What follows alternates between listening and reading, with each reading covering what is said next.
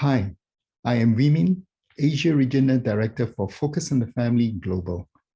Do you remember meeting your future spouse for the first time? What was it about them that attracted you? Was it the smile, the beauty, the ways they make you laugh, or how they make you feel? Those early days of a relationship are so exciting and filled with fun. Everything seems so perfect. And then real life happens. Work gets busy. Children need extra attention. They are all good things, but good things can get in the way of a happy marriage. Suddenly, it seems there's no time for date nights or heart-to-heart conversations, and marriage becomes nothing more than a business relationship. What if you could recapture some of the old spark and take your marriage back to those fun and loving days when life seemed full of promises? That's our goal with today's Perfect 10 Marriage Asia event. We have invited couples from all over the Asia region to share their journey. We have asked how they have dealt with life's challenges and how they have kept falling in love with each other over and over again. Their answers might not surprise you, not because they have some radical new idea, but because these couples have faced the same issues you and your spouse face every day. So whether you are in Mongolia, Malaysia, the Philippines, Taiwan, or Indonesia, I think you'll be encouraged by what these couples have to say. Thank you for joining us for the Perfect 10 Marriage Asia event. And now I'd like to introduce you to our hosts, Dr. Greg and Erin Smalley. Greg and Erin are authors, counselors, marriage experts at Focus on the Family USA. They will share ways you and your spouse can use today's event to help your marriage grow stronger and better. So grab a coffee or tea, relax, and enjoy the event. I still think it's probably the most craziest conversation we've ever had in our marriage.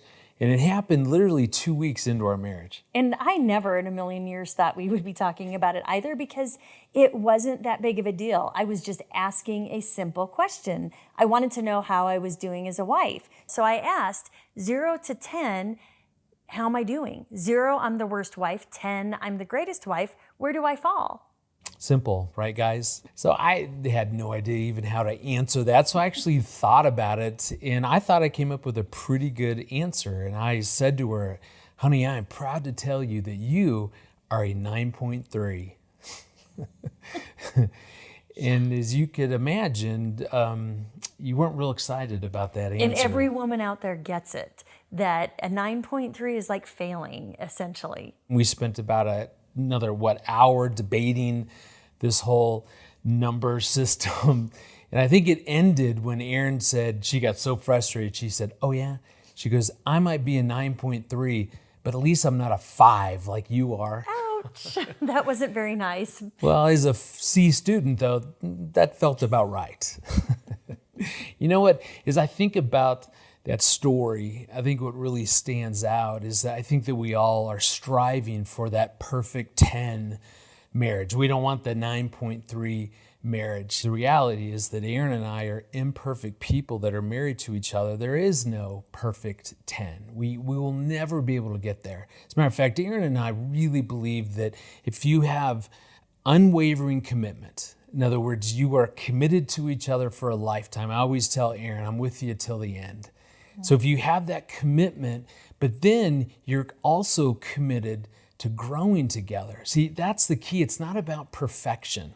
It's not about getting that 0 to 10, that 10 marriage, although Erin is a 15 now as a wife. We've grown a lot, and you're about a 15 as well. So it's not about figuring out how do we have the perfect marriage. It's just accepting 2 imperfect people who are committed for a lifetime, who are going to keep doing things to grow together. And that's really what we want to focus on, is some areas of importance that we need to be growing in. Today, we want to encourage you and your spouse to grow in 5 main areas: communicating with each other, spending time together, dealing with conflict, sharing responsibilities, and strengthening your intimacy. Our hope is as you delve into these 5 areas, you'll grow closer together and grow closer to God through this experience. So to unpack these 5 areas, we've invited couples from all around the world who are going to share their stories and how they've worked through these issues and how they're stronger now in their marriage. You're not going to be just staring at a screen. We're going to include fun challenges and activities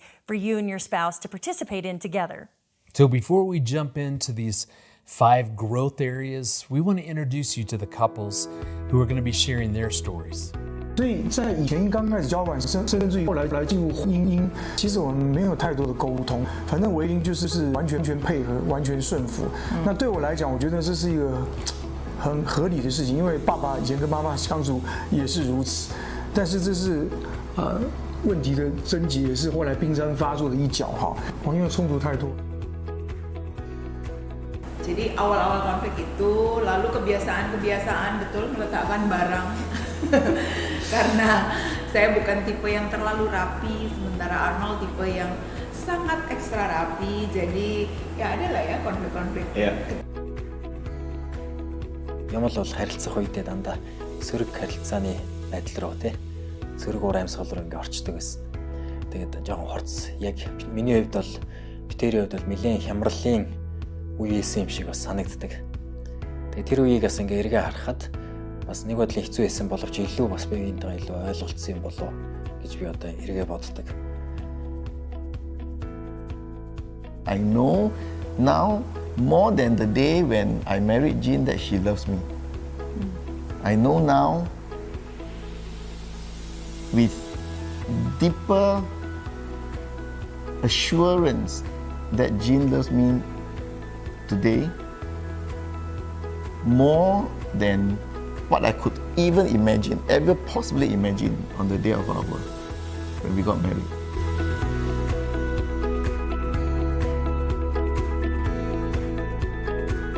So as we all know, communication can be difficult, especially between a husband and a wife. I know often I'll call Greg at work and just launch into a story. For example, one day I was going at lunchtime to play cards with a bunch of my friends. And, I had the address, I put it into my GPS, and I pulled up when it said you had arrived. So I got out of my car, walked up the sidewalk, got to the front door, and there was even a sign that said, come on in. So in I went, and I started to look around, and I thought, this doesn't look the same. And I started to realize that I didn't really recognize any of the women either, but I figured, other women are playing this month. And so then a woman in the other room stood up and she said, okay, ladies, come on in for the school meeting. And so so she said, are you not here for the school meeting? And I said, no, I'm here to play cards. And she said, who plays cards at lunchtime? And so she said, whose house are you looking for? So I told her and she said, oh, that's 2 doors up. Humiliated. But I had to call Greg and let him know that this crazy thing had just happened to me. Even though I was in the middle of work when Aaron called, and I think I was really focused on something, which oftentimes is hard. So Aaron will call if I'm in the middle of something. It's really hard to connect. But that really is what you were trying to do. Mm-hmm. You weren't trying to waste my time or interrupt my day. You were trying to connect. And that's the essence of communication. It's all about connection. Mm-hmm. There's a researcher here in the States, Dr. John Gottman, who looks at bids for connection, that actually when our spouse approaches us and brings something up, like, hey, listen to what happened to me today, really what I was saying is I want to connect with you. And we have a choice. We can ignore it or we can turn towards and embrace that opportunity. And that's what Greg did that day. I called, although he was working, we had an opportunity to connect. Well, let's now turn to our couples and hear how they've used communication to connect in their marriage. We actually help each other to be a better person. And when he is a better listener, I am less afraid to express my thoughts and my emotions, because some thoughts and emotions, I'm a slow processor, so I need to process my thoughts. And sometimes when I am upset, it takes me a long time to process my thoughts. And because he has become a much better listener, I know that he's not going to jump at me at everything that I say. I know that he's just going to listen through and wait for me to express my thoughts, no matter how long it takes for me to share my emotions. It has definitely gotten better, and therefore we are able to deal with these conflicts. And it takes time. It took time over the years for us to learn to do that. 所以在以前刚开始交往，甚至于后来进入婚姻，其实我们没有太多的沟通，反正维林就是完全配合，完全顺服。那对我来讲，我觉得这是一个很合理的事情，因为爸爸以前跟妈妈相处也是如此。但是这是问题的症结，也是后来冰山发作的一角哈。因为冲突太多，那现在沟通的方式就是如果我在跟他谈的过程当中，我发现他不想听或者不想做，我就会跟他讲说，如果你真的不想做，你只要告诉我，很明确的告诉我，那么我就不会再要求。那经过一段时间的相处跟沟通之后，我也发现其实我要更尊重维林的想法，因为毕竟他不是我，我不是他。 Yes. Caranya adalah tetap ya clearness communication ya, ada komunikasi yang jelas, lalu juga mempraktekkan yang namanya mendengar dengan aktif tuh. Artinya ketika salah satu kami sedang berbicara, tidak ada yang sibuk, misalnya pegang handphone atau aktivitas lain dan mendengarkan, lalu tidak ada memotong pembicaraan di tengah, tapi biarkan pasangannya selesai dulu sampai selesai, baru kita berespon.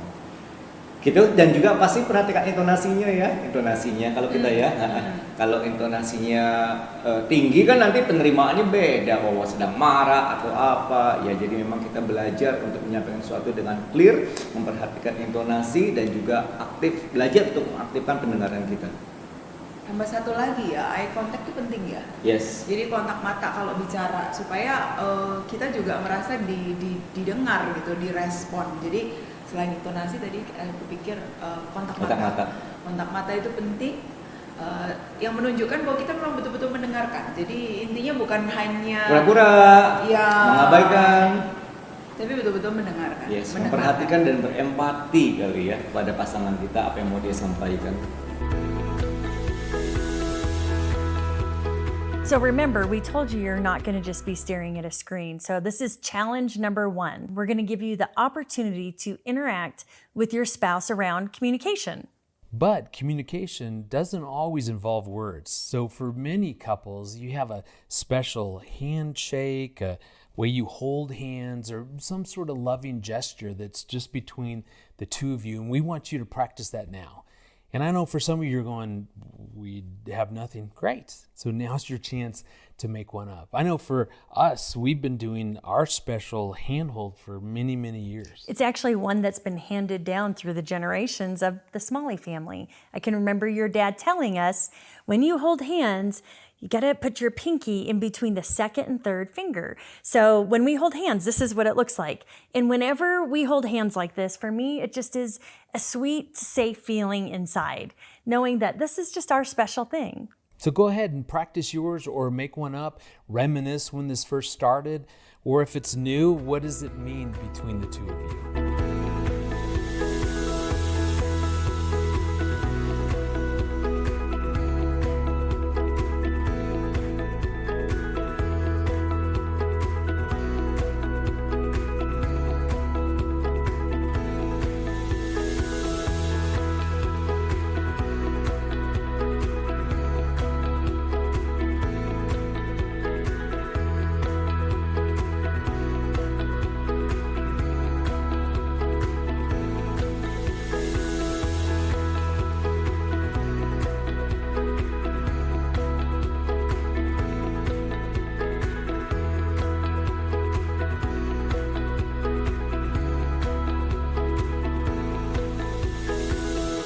Certainly try to, as best we can, prioritize date nights. I remember one of my very favorite date nights happened. There was a new sushi restaurant that opened up near our house. Remember, we were so excited to go. Sushi heaven.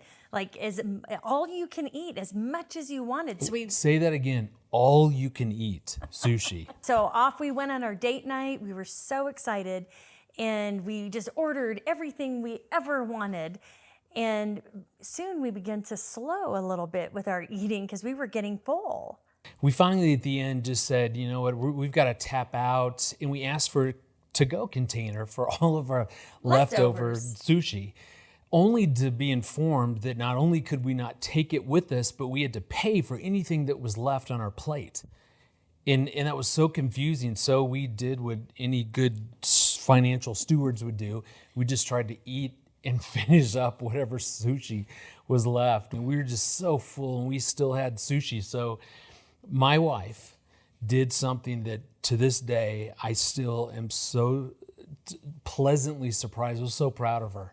Well, I don't know if it was just me. I think he participated too. I began hiding, or we began hiding sushi behind the curtain. There was a little decorative vase that had beads in it, and we put one down there and covered it up. And I had some soup, and I was trying to dunk sushi we turned inside bowls that. over and put them there. And then we realized actually what we were doing, and we started cracking up, and we're like, we're going to have to pay for the sushi. Yes, it was probably the most expensive meal we've ever had. In so many ways, life is exactly like this all-you-can-eat sushi, because the sushi just keeps coming at you and at you and at you. And now we're all busy raising kids and working and church activities and friends. And you think of all of the responsibilities, and it can be overwhelming. We feel like that overflowing sushi plate. And that's why it can be so hard then to carve out time to spend as a couple because of all these other responsibilities. But, you know, in many ways, in the same way we got to pick and choose what went on our sushi plate, you know, in life we get to choose. And we need to choose the things that matter the most. And again, Aaron and I, we get busyness. We have 4 children. We get all that. Both of us work. But at the same time, we need to make sure that we're prioritizing each other, making sure that we're spending time together. Well, let's turn to our couples and find out what they've learned about spending time together. За бид тэр жоохон өөр хамт байхдаа ерөнхийдөө зугаалах ер нь дуртай. Би бол ерөнхийдөө зүгээр хамт л сууж байгаа нэг юм зүгээрээ хийх аюу дуртай байхгүй. Зүгээр л байх дуртай. Ямар нэгэн хөтөлбөргүй. Манай эхнэр бол арай жоохон хөтөлбөртэй. Хамт яг гэрүүлээрээ хоол моол хийгээл эсвэл зугаалах ч юм уу, хамт кино үзэх ч юм тийм дуртай. Гэж зөв үү. Би гадуур хооллох нэг дуртай ш. Гэртээ ингээл хамт гоё хоол идэл, зургт үзэл, кино үздэг ч юм уу. Бас хамт гитар дарж дуудуулах дуртай. Ингээ гоё байгаль сууж байгаа. Спортын тэмцээн оролдоонд хамт оролцох бас их дуртай. Хамт цагсны тэмцээнд ордог. Дуртай. Ер нь бол би бол их дуулдаг, гитар дарж дуулдаг. Тэгээд эхнэр дагаад дуулдаг. Гэхдээ заримдаа дагаад дуулахгүй байгаа ч юм шиг санагдах үедээ хамт дуулъя гээл тэ. Одоо хэлдэг. Аялал зугаалгалд явахдаа би жишээлбэл байнга л гитар аваад дуулж. Тэгээд ганцаараа дуулаад харахаар жоохон заримдаа хэцүү байдаг. Тэгээд хэлдэг хамт сууд дуулъя гээл ерөнхийдөө гэрийнхэндээ дуртай юу тэ. What do we enjoy doing together now? Besides sex. Don't do that. Don't. So earlier on in our marriage, I realized that we're actually quite different. We have different interests. TC enjoys swimming. I hate the water. I get attacked by all sorts of creatures at the beach. So it's terrible. So, you know, so we have to find something that we enjoy together. I've learned to love running with her. Not the run itself, but after the run when we go and eat. It's a wholesome activity that we get to do together, knowing that we're doing it with each other and that we can look forward to more of doing the similar things together. Our common interest is around the outdoor and food, so that's really something that we enjoy doing together. So in Malaysia, we have this term called jalan-jalan cari makan, and that's what we enjoy doing. Yeah. 譬如，其实一鸣也有很多次啦，大概有跟我讲过，就是说他很希望可以有一个我们2个人的一个旅行。那他其实已经跟我讲很多年了。我最近就跟他说，我觉得如果我其实是真的在今年真的就有想说，也许今年我们2个就可以。后来当然又发生疫情，也不用去了。我觉得夫妻有的时候，我突然觉得需要一些单独相处的时间。真的。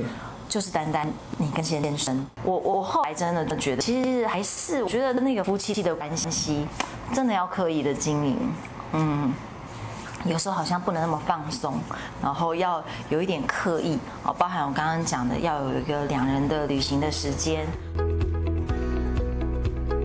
Okay, so here's your second challenge. Think about one of your most favorite date nights that you've ever had with your spouse.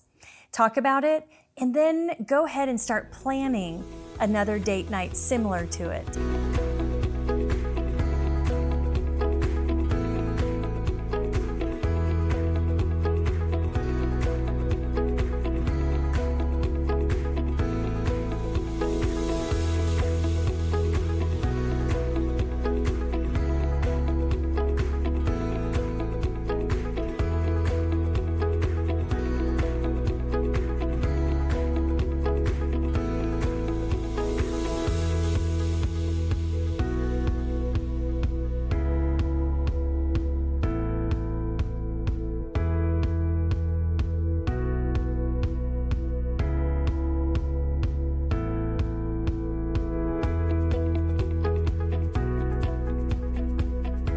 Aaron and I want to talk about such an important topic, and that's conflict.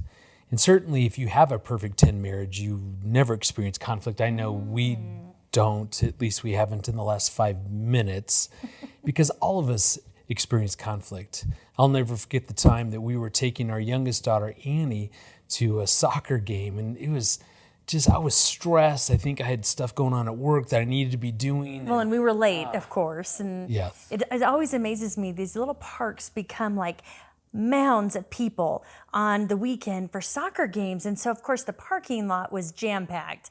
There were cars lining the street. Not to mention that I had my young daughter in the back seat telling me where I should turn and how I should park. And hurry up, Dad, hurry up, I'm going to be late. I mean, I was so stressed by this time that I was done. And finally a spot opens up, and so I'm trying to parallel park into the spot, which I can do. So I want that to be clear. I can parallel park. I don't know what was going on, but I was having the hardest time. So I'd pull and turn and then have to stop and pull up again and then try it again. And it was like after the third time, my darling wife goes, "Do you need me to park the car?" Well, I could tell you were getting frustrated and Really? that your heart rate was rising. And I was like, you know what, really, honestly, I'm okay. I'm good. I can park the car. You take Annie and go. Well, my simple suggestion didn't go over real big. Because I understand what you were trying to say, and that was very gracious of you to offer that help. How I heard it at the time was, you're an idiot. You can't park a car. Failure, so why don't you let a real parker drive the car, whatever. And so all I did is I slammed the car into park in the middle of the road, and I get out and I'm gone. I leave. I'm done with all of this. And I probably got about 10 steps, and then the thought occurred to me that if I leave my wife and young daughter alone in the middle of the road, it's probably not going to bode well for me. And so I came back and I apologized for my toddler-like outburst, and I'm sure we worked through it. Here we are. Yes, we did. Still we in worked love. through it. I believe we actually worked through it sitting on the sidelines of the game that day. We had a good little talk about, we've been going to soccer games for many, many, many years. Yeah. Ugh. You know what? The bottom line is all of us experience conflict. So the perfect 10 marriage is not going to be absent of conflict, because it's normal. It's just a part of life when you have two people who are very different trying to do life together 24/7. It's going to create conflict, and that's okay. Mm-hmm. And often when we hear the word conflict, we even have a reaction to it. So often what we'll end up doing is avoiding conflict. We want to encourage you, don't avoid conflict. It doesn't have to be combat. Combat is where we're saying awful things and leaving your family in the middle of the road, slamming the car into park and walking away. We're not talking about that. We're talking about working through differences, because when we don't talk about it or when we avoid it, what we actually do is bury things alive. Yeah. And then what ends up happening is we end up becoming bitter and frustrated and angry, and the next time something happens, we have even a bigger reaction to it. So it's important that we don't avoid it, but we do it in a healthy way. I love in the Bible, in the New Testament, James 1:2 says that when trials come your way, consider that an opportunity. And that's been so helpful for me to see conflict as an opportunity so that we don't end up avoiding it like at the soccer game, that we can figure this out in a way that feels good to both of us. So let's go back to our couples and hear how they've learned how to manage conflict in their marriage. Nah, ayo. Ya, satu kami belajar punya prinsip tidak mencoba menyelesaikan ketika sedang emosi. Yes. Jadi ketika sedang naik darah, ketika sedang merasa marah atau merasa kecewa, kami belajar untuk tidak langsung berusaha menyelesaikan ya. Tapi mengambil waktu menenangkan diri. Jadi misalnya berkonfliknya siang ini. Nah, kami cek hati dulu, sudah siap nggak untuk membicarakan? Misalnya belum, maka kita bersepakat untuk kita hold ya, kita simpan dulu. Kita akan bicarakan misalnya besok atau kapan. Jadi cari waktu yang baik dan cari tempat yang baik juga. Sehingga ada waktu jeda untuk menenangkan diri dan berpikir rasional sebenarnya akar masalahnya di mana. Setelah cukup tenang dan dingin, ya kita ketemu dan berbicara.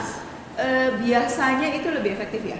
Akhirnya kita bisa mengurai permasalahan dan perbedaan pendapat dan menemukan akarnya di mana, solusinya di mana. Jadi ya itu pun pembelajaran ya, kalau awal-awal dulu enggak sih. Awal-awal dulu reaktif. Bahkan pakai WhatsApp dulu. Panjang lebar gitu sampai kita berpikir ngapain ya kita pakai WhatsApp? Kan pada akhirnya juga misunderstanding. Jadi bukan bahasa tulisan tapi bahasa verbal. Ямар л бол харилцах үедээ дандаа сөрөг харилцааны байдал руу сөрөг уур амьсгал руу ингээ орчдөг гэсэн. Тэгээд жоохон хорц яг миний хувьд бол битэрийн хувьд бол нэлээд хямралын үе исэн юм шиг бас санагддаг.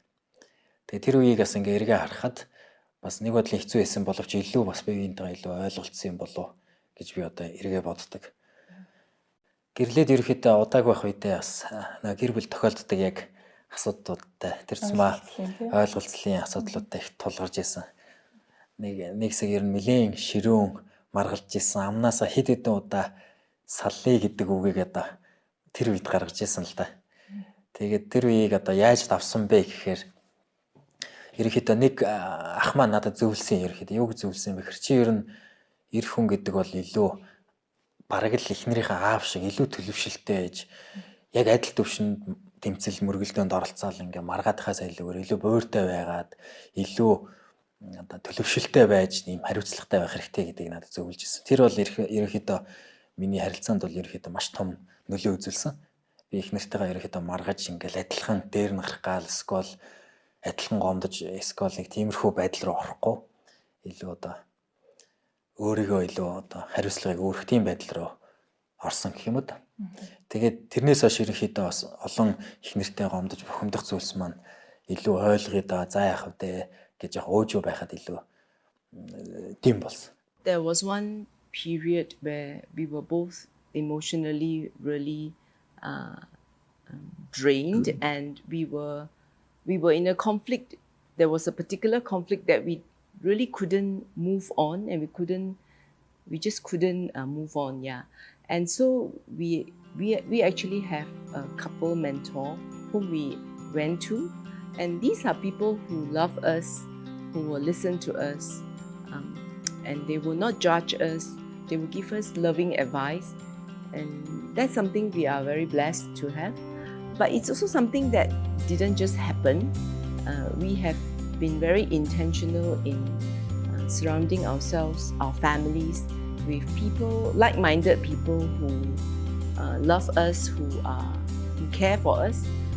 And so these are people who have really helped us in times of conflict. Yeah. Mentors are important for me because they provide a very safe place for me to sound out and to express my thoughts, my frustrations. And the fact is, not everything that I have in my mind, I'm able to say it directly to Jean. So having a safe place where I can express and to hear them reflecting back of what I've said really helps clarify my thoughts and also to give me a different perspective of the conflicts. And that is really precious because the fact of the matter is that when we are in the time of conflict, in my mind, I'm not thinking clearly. And when you mix it with all the emotions, a third party who love us, who have the clarity of the situation as they listen to us, is definitely helpful support during such time. So challenge number 3, once you've worked through conflict, there's an opportunity to reconnect. And so maybe you've developed traditions of how do we reconnect after we've had conflict? Maybe it's going out for coffee, or maybe it's dancing, taking time to dance. So we want to challenge you, take 60 seconds right now, right where you are. Maybe it's your living room or maybe you're in your kitchen, to dance with your spouse. Guys, I want you to reach out, take the hand of your wife, and invite her to dance with you.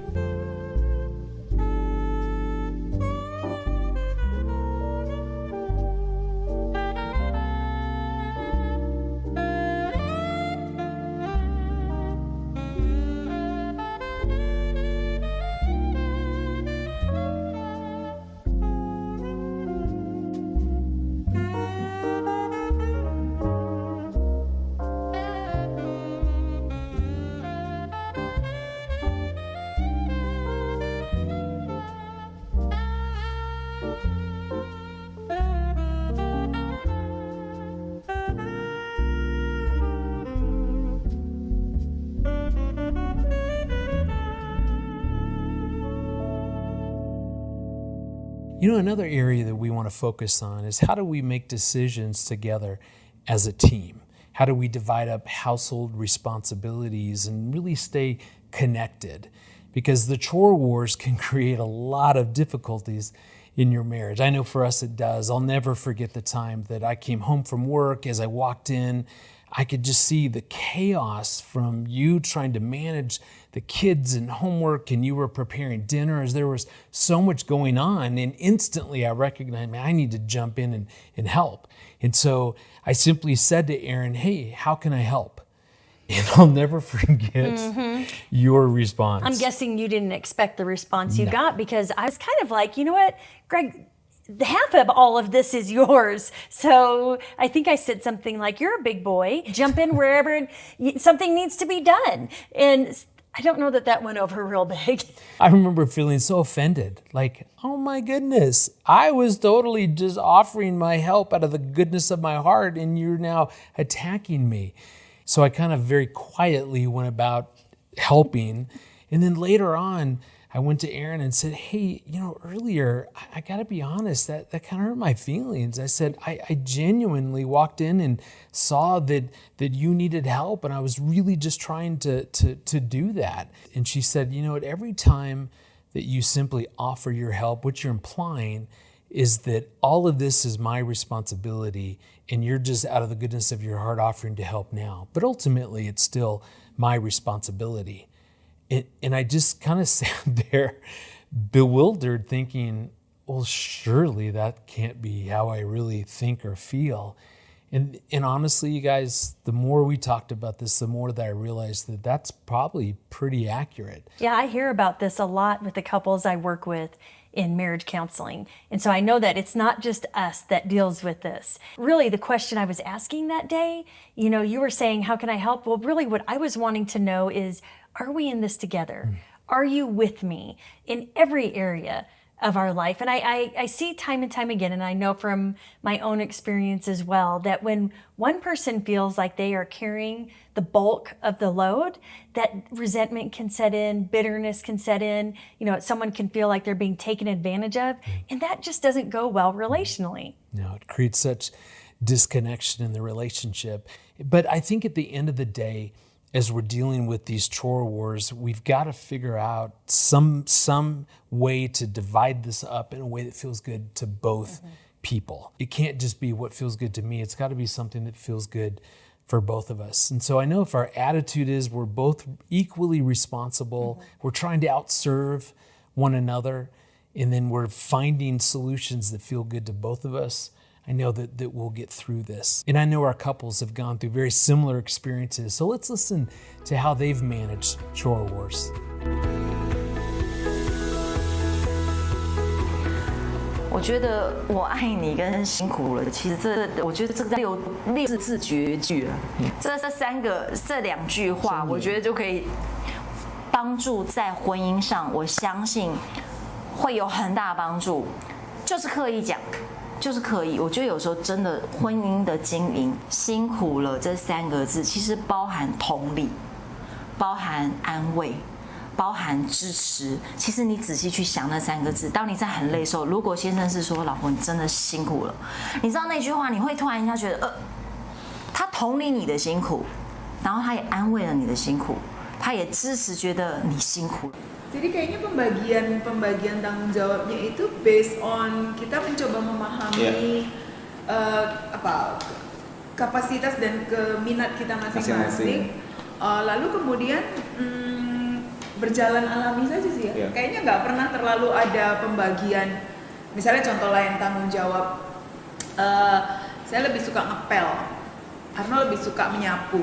Ya sudah, saya yang ngepel dia yang nyapu. Jadi pembagian itu hal-hal kecil sepele ya. Atau hal simpel misalnya Pinkan cuci piring, saya yang beresin. Ya. Jadi kayaknya sih kami lebih kepada flow ya, let it flow, lalu melihat di mana intinya kami tidak pernah membedakan tanggung jawab laki-laki dan perempuan based on gender, tapi lebih kepada kalau saya bisa melakukan, saya melakukan gitu ya. Betul. Jadi kira-kira begitu. Ataupun kalau satu hal yang memang saya merasa bahwa karena saya senang keteraturan gitu ya, ini kan kadang-kadang suka seenaknya aja nih, suka lupa gitu ya, ya udah saya bersihin sendiri gitu tanpa dia protes, malah dia happy gitu, asik sudah bersih gitu. Хариуцлагын тал дээр эхнэр нөхөр хоёр жоохон өөр гэж би ч тэгж боддог, эхнэр маань ч тэгж боддог. Заавал бүх юмыг хуваагаал адилхан юм хийгээд байх ёсгүй байхаа гэж боддог. Жишээлбэл зарим нэг ганцгой эр хүнээс шалтгаалдаг зүйлсүүдээ айгүй сайн хийхийг боддог. Эхнэр маань бас хийдэг зүйлөө жоохон өөр. Гэхдээ мэдээж ачаал ихтэй эхнэр маань ядраад ч юм уу те. Эсвэл би хийж байгаа жишээлбэл засвар масар тийм зүйлээр бас тусламжтай бол мэдээж хийлнэ.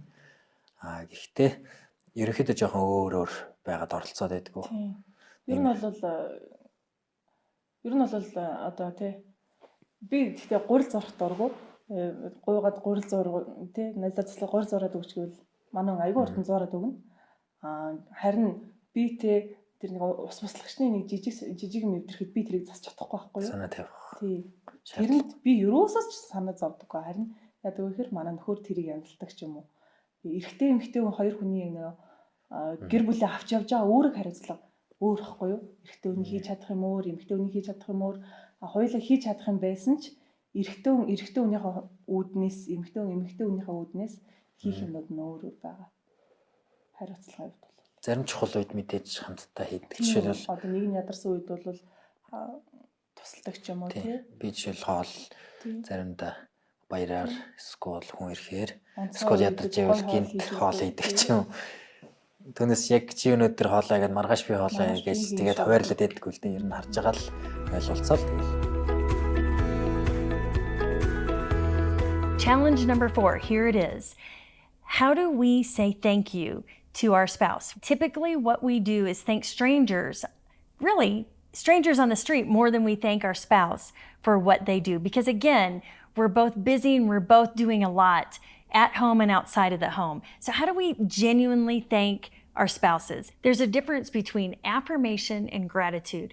Affirmation is affirming something in your spouse. That's a good thing. But what we're talking about right now is gratitude. We're thanking them for something that they have done. So right here, right now, I want you to turn towards your spouse and express a heartfelt thank you for something that they have done, maybe in the last 24 hours or maybe the last 24 years. For example, you know what, Greg? you get up every single morning and you exercise, you empty the dishwasher, and then you go to work. And I don't know the last time I actually thanked you for taking care of yourself, for taking care of the dishes, as well as going to work and working hard for our family. So thank you. Thank you.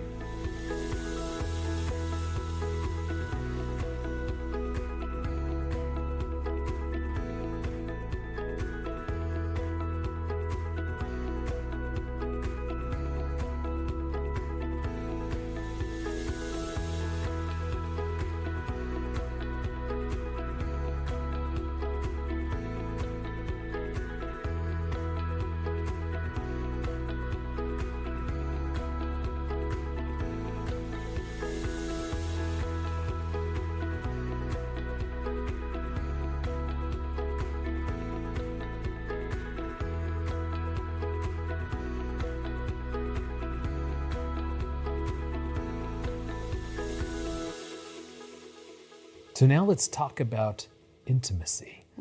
It's a great topic, my favorite topic to end with. And we're not just talking about sex. There's so much more to intimacy than just our physical relationship.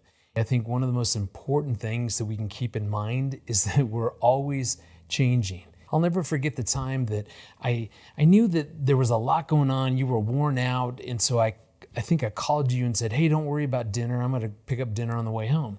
And so as I was driving by this pizza place, I'm like, oh, Aaron loves pizza. And so I pulled in and ordered your favorite pizza. It's pineapple and ham pizza. Proudly brought that home, handed it to you, was waiting for the big, huge display of affection for bringing you your favorite pizza. Do you remember what happened? I do remember, because what Greg had forgotten is that I had developed gluten intolerance. So now I ate gluten-free pizza, and I actually didn't even like pineapple and ham pizza anymore. I liked pepperoni mushroom gluten-free pizza. And I know in that moment, Greg was like, I don't even know what a gluten is. No. I just said, hey, put the gluten on my side of the pizza. I thought it was a topping or something. No. And I'll never forget that moment of just realizing when did she stop liking pineapple and ham? And all it did was help me to remember that I need to make sure that I'm staying current with Aaron. And so we want to encourage you to keep the attitude of curiosity, that I know that Greg is always changing, I'm always changing, and if I keep the attitude of curiosity, well then I'm not going to assume that I know what he's thinking or feeling or what he wants on his pizza even. That asking and being curious about who our spouse is today. You know, another important part of intimacy is to remember, like we said earlier, that intimacy is more than just sex. Sex is definitely an important part of intimacy. Mm-hmm. But I think for every human being, there's a deep longing to be known. And that's what I love about this idea of being curious. Not only is curiosity about staying current, but I need to stay curious about what's really going on in the inside, because I want to deeply know Aaron. Intimacy is such an important part of our relationship. So let's find out from our couples how they continue to grow in their intimacy. Everything being equal, you will be drawn apart. Yeah, not just in sex, but in every part of your marriage. And therefore, we always say that you have to protect it like a mother hen protecting little chicken, like fierce protection. Sex is not just the icing on the cake, but a vital ingredient of the cake. Intimacy increases as we get to know each other, not just on the act of sex itself, but also with all the other part of the cake coming together. Our communication gets better, we understand each other better. I know now more than the day when I married Jean that she loves me. I know now with deeper assurance that Jean loves me today more than what I could even imagine, ever possibly imagine on the day of when we got married. 有的时候就是我们两个人单独的面对面，把那些东西丢到旁边去，然后回到原来的起初的那份爱。我想，真的没有走不过去的路，也没渡不过去的难关。我们其实都要回到原来起初的那份，当初你看到他的那个感动跟感觉，而不是一直把这些问题跟这些难处放在我们夫妻之间，或是放在彼此之间的关系上。Ya, karena kita hidup di Indonesia, kulturnya pasti kalau bicara tentang seks sih tabu ya. Tapi kan kita dapat pendidikan seks juga ketika dipersiapkan dalam pernikahan, dan kita kan sudah dewasa sehingga itu bukan suatu hal lagi untuk kita sampaikan bicara kepada pasangan. Ya, betul. Jadi kalau di kultur Indonesia tuh biasanya sesuatu yang tidak dibicarakan terbuka, sehingga pada saat awal-awal menikah ya tentu ada masa-masa saling mengeksplorasi dan saling belajar. Jadi budaya kami tidak sepenuhnya memberikan edukasi yang terbuka. Mungkin ada informasi-informasi yang tidak tepat misalnya, ya itu akhirnya kami berusaha pelajari berdua dan mencari sumber-sumber data yang akurat ya, yang baik. Kira-kira begitu sih. Энэ бол маш онцгой харилцаа эхнэр нөхрийн ингээд хайраа илэрхийлж байгаа маш онцгой гоё харилцаа. Тэгээ энэ бол зөвхөн эхнэр нөхөрт байх тийм харилцаа. Хэрвээ дундуур нь өөр ямар нэг юм тархитлогод нь сэтгэгдчихэвэл энэ үнэхээр эхнэр нөхрийн нандин харилцаа байж тоо болно гэж бодож байна. Яг бурхан гэр бүл төгсөн.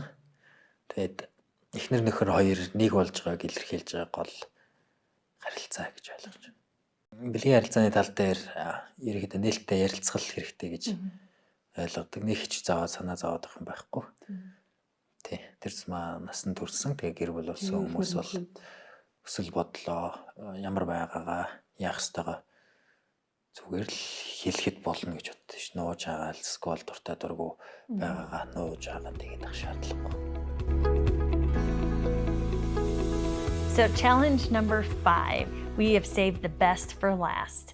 We want you to turn towards your spouse and kiss for 15 seconds. Now, I know you're thinking, oh, this is so awkward. You know, the Guinness World Record for the longest kiss was broken by a couple in Thailand, and they kissed for like 50 some odd hours straight.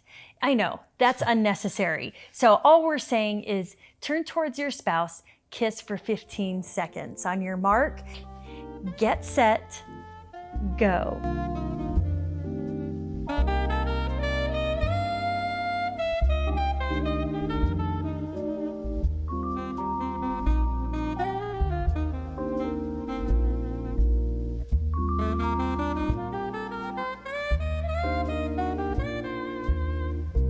Welcome back. Well, okay, some of you need to stop kissing, so I'm thrilled you've taken it that serious.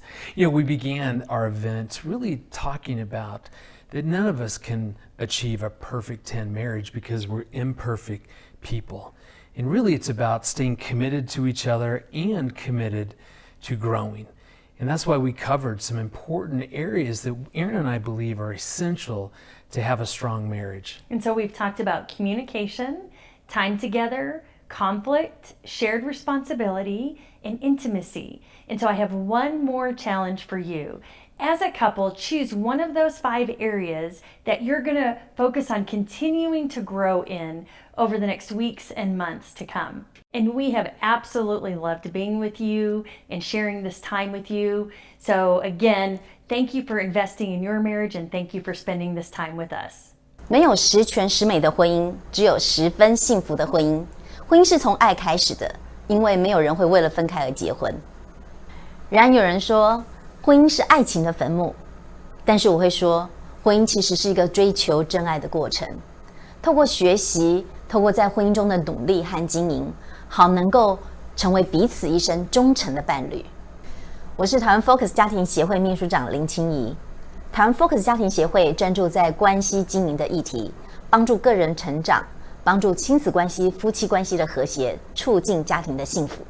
追求婚姻家庭幸福是一辈子的事情，欢迎您和我们一起努力学习。请您订阅爱家就幸福了 YouTube 频道还有爱家就幸福了脸书粉丝。